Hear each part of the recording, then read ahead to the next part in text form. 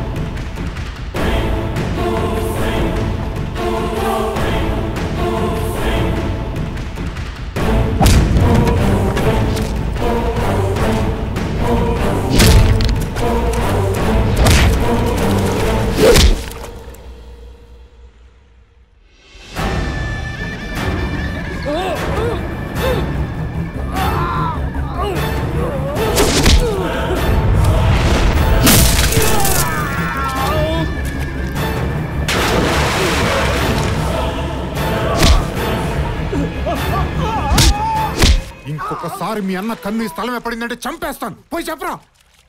మీరెవర్రా? శివ, మనవాళ్లే. నమస్తే సార్. తమ్ముడు అంతకన్నా ఎక్కువే. ఇంకొకసారి మీకు ఏ ఇష్యూ వచ్చినా నాతో చెప్పండి. అన్న డిస్టర్బ్ చేయకండి. ఒక్క నిమిషం. హలో, సమీక్ష. ఇప్పుడు ఎలా? బాగా సీరియస్? మొన్నే చేయించాం కదా. సరే, నేను బయలుదేరేస్తున్నా. శివ, ఇప్పుడు అమ్మకెలా ఉంది? పెద్దగా మార్పు లేదు సార్. సార్, ఫ్రెంచ్ మాల్కి ఇప్పుడు చాలా డిమాండ్ ఉంది సార్. నేను దాన్ని 10 కోట్ల కంటే ఎక్కువ రేటుకే అమ్మగలను, అది కూడా విత్ ఇన్ 2 days. నాకు చాలా కాంటాక్ట్స్ ఉన్నాయి. కానీ దీన్ని మనిద్దరమే డీల్ చేయొచ్చుగా సార్? తేజ, ఈ డీల్ నేను ఒక్కడిని కూడా చేసుకోగలను. కానీ నన్ను నమ్ముకుని నాతో ఉన్నవాళ్ళని నేను మోసం చేయలేను. ఇలా స్వార్థంతో మోసం చేసి వ్యాపారం చేయాలనుకుంటే నేనేదో మాట వరుసకన్నాను. నేను మన గ్యాంగ్ మెంబర్స్కి ఇప్పుడే ఫోన్ చేస్తాను. గుడ్. రేపే మనం కైలాష్ ఆఫీస్లో కలుద్దాం. Okay sir.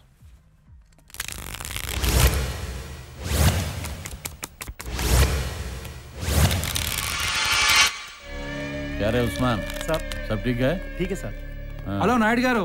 కైలాష్ ఏంటి సార్, క్రైమ్ బ్రాంచ్ లోకి మారాక మా క్లబ్ నే మర్చిపోయారు? క్రైమ్ బ్రాంచ్ కదా, ఈ మధ్య క్రైమ్ చేసే వాళ్ళతో ఎక్కువ ఉండాల్సి వస్తుంది. అన్ని పెద్ద పెద్ద హ్యాండ్సే. మాకు ఏదైనా పెద్ద హ్యాండ్ ఉండి చెప్పండి సార్. ఈ చిన్న చిన్న గేములతో బోర్ కొడుతుంది. అదేంటి స్వామి, మొన్న తేజ కలిసినప్పుడు నీ క్లబ్ లాస్ లో ఉందన్నాడు. అలాగని తేజ గారు చెప్పాడా? నేను ఈ క్లబ్ మూసేస్తే వాడు ఇక్కడ హోటల్ కట్టాలని ప్లాన్. ధర్మా సార్ మధ్యలో ఉన్నారు కాబట్టి వాడిని వదిలేసా. లేదంటే వాడికి ఇక్కడే సమాధి కట్టి దానిపై పేకాడించేవాడిని. తేజగాడు చెత్తనాగుడు. అరే తేజ, నీకు 100 ఏళ్ళు రా. ఇప్పుడే నేను గుర్తు చేసుకుంటున్నావు. కరెక్ట్ టైంలో ఫోన్ చేసావు. అలాగే స్వామి శరణం.